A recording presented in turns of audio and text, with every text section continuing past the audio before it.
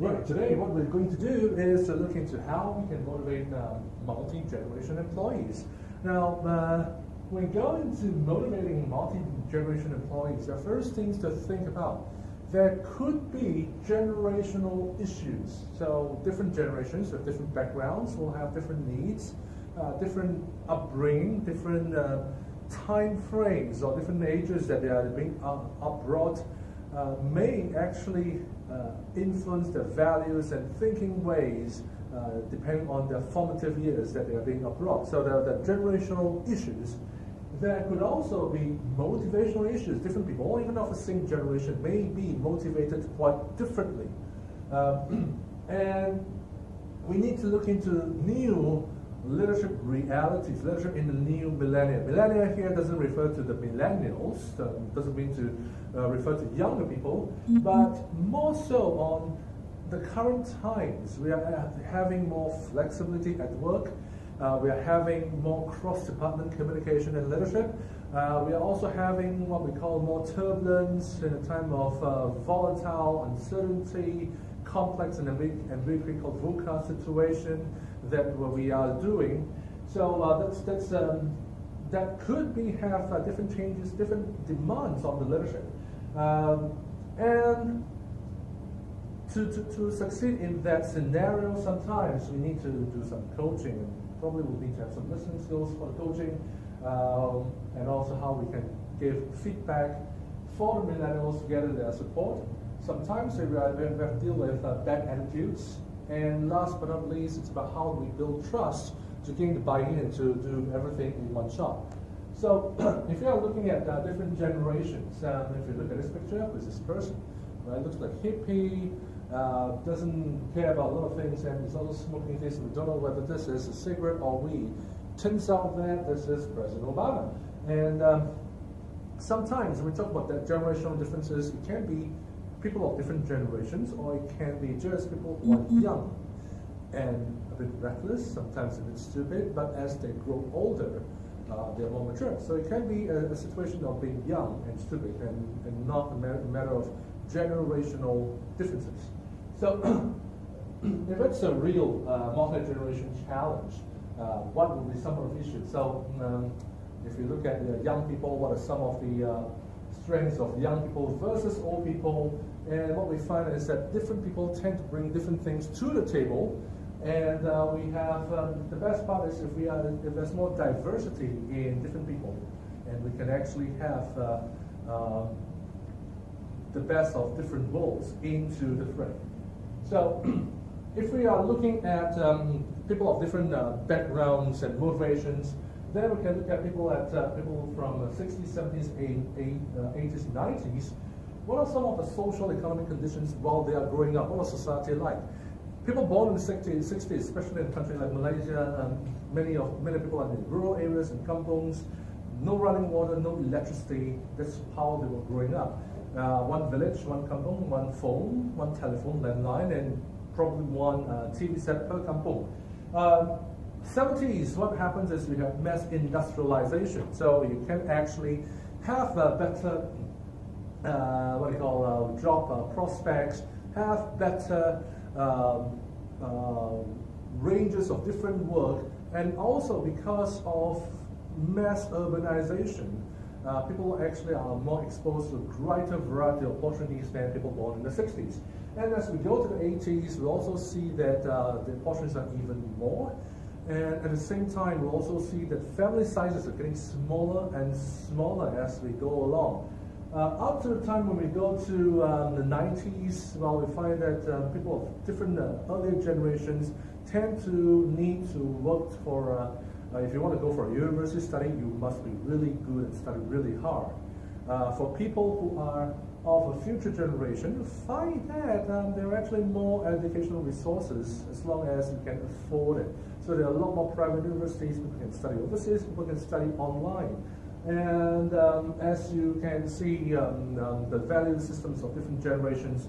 So people who are born in the 70s, when they first go to work, the bosses are likely to be people that are born in the 50s. And people born in the 50s, they're thinking about how can I put food on the table at the end of the month. Work is a matter of survival. It's not a matter of realizing your dreams and maximizing your potential. It's just about getting paid because you got bills to pay. People born in the 70s, when they get to work, there are things to think about on material well-being. So you have things like the 5 C's.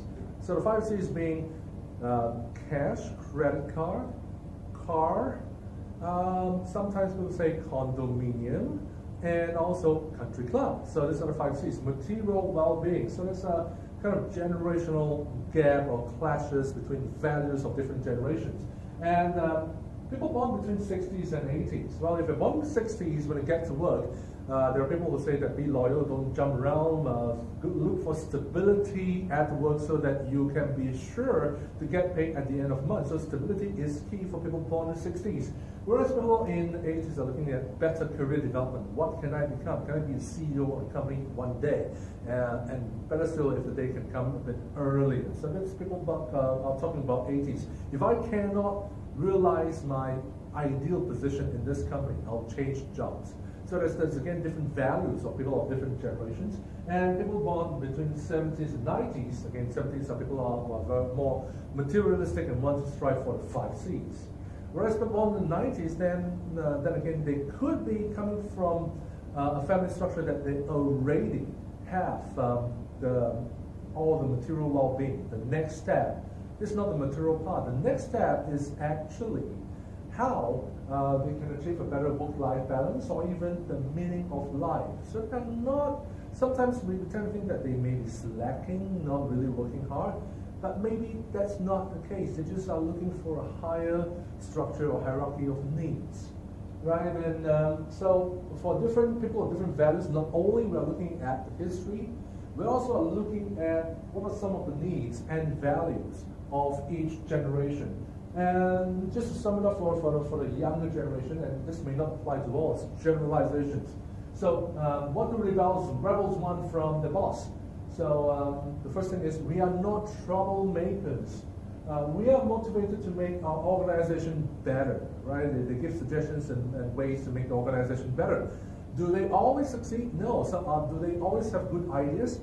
Probably some very bad ideas too. But the intent is to think about how can we make the place that we're working with, that are spending a lot of time in, to be a better place. Number 2, we care about work more than anyone else. That's why we're willing to engage in a conflict. They're more direct in the communication. They're more likely to point out what they deem as not optimal or not the best practice and raise their voices. Again, if you are born in an older generation, chances are you'll be thinking about, well, whatever the boss says, just do it. Right? You don't want to risk a conflict with the boss because that may mean you lose your job. The younger generation is like, well, I can always find the next job. The question is, am I passionate about what I'm doing now? Third one is we need an environment where it's safe to disagree and challenge the status quo. So same thing as making things better. Some of the traditional ways of doing things in the company may not be as good anymore. So younger people are thinking about, hey, if it's not really working, if it's not effective, even though it's company tradition, can we just discard it and do something else? There are always ways to slaughter a different sacred cow. They're basically not caring about what was tradition, what is important in the past. The question is always, what is effective? And if the past ways are not effective, they would rather challenge it and try to change it. Number 4, they love our differences and quirks, and we may not be like you, and that's a good thing. We are looking at diversity and why. The world is changing so fast, corporate life is changing so quickly. There are many, many different changes that are different from the past. If you have a 10-year experience in a certain field, guess what? 8 out of that 10 years could be obsolete by the time you are doing that job. So if you've got a younger generation can tell you that, no, you may have experience, but what we have is something to look at the future. We are looking at the current, present, and the future, which may be different from the past. And we may not be like you, and we don't want to be like you because it's a future that we want to be focused at. It may not always be the same ways of doing the same things. It could be a different ways, different approach to approach a brand new world. Challenge us, give us Teuthonius problems. Let's prove our wallet is at work and we want to be stretched. Now, this may be a bit subjective. Some people may say that young people actually are afraid of challenges. They want to go for more work-life balance. But there are also large numbers of young people who really are thinking about what is my value in life? How do I bring the best contribution to my workplace? So they are more focused on how can I be more effective or more contributing at work and would like to have challenge. So it really depends, and there are really a lot of younger people who are really wanting to get for challenge and be recognized for the challenges that they can overcome. They don't want people to give us lip service, tell us as it is. No glib like, no lip service as in everybody is doing a great job. No, they want to have clear and direct feedback. If it's good, and why is it good? If it's bad, also be specific about what are the areas that you're not happy with and what are the areas that you want them to improve on. They would like to have lots of coaching on how to navigate organizational politics. Young people, millennials, hate office politics. They like to be straight talking. Right? They don't care about saying something and being afraid of offending someone. They don't care. They're probably an equal opportunity offender anyway.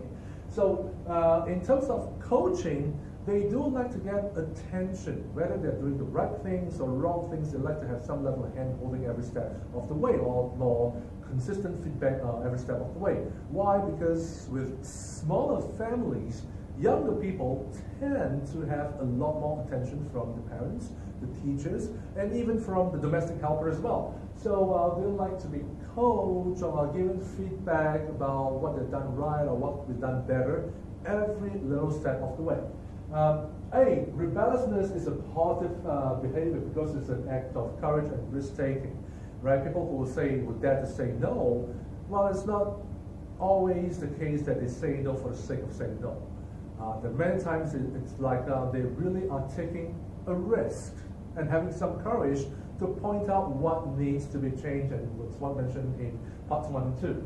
And last but not least, appreciate us, will move mountains for you. These are people who like to have a lot of appreciation for the little things, and sometimes if you want to get the best results out of them, it's about how you can be a good leader. It's about how you can actually inspire your team to outstanding performance as a leader, rather than just the organization structure of getting paid and getting to do the day worth of jobs. It's about how you can actually inspire them to a bigger vision, a greater goal, something that's more noble, something that appeals to their ideals and values, that allow them to think that you're the leader that I can follow, that I can make a difference to the world. Because to a lot of younger generation, they may come from a background that, well, they already have a level of material well-being. The next thing that they look for isn't for the materialism that previous generations want. The next thing that they are looking for could be, can I make a difference to the world? Right? So if you can be the leader that helps a younger generation to make a difference to the world, then maybe you're able to connect and get better results from the next generation.